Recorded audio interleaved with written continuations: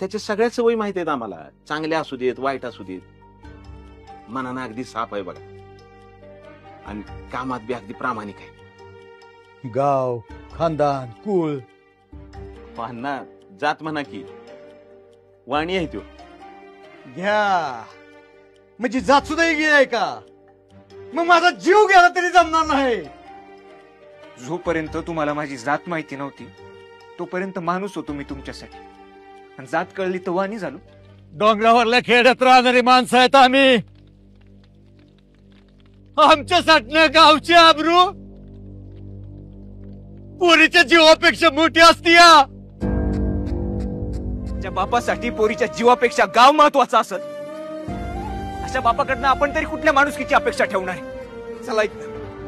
ह्या जीवाला दुरावा इस रात ह्यो छळ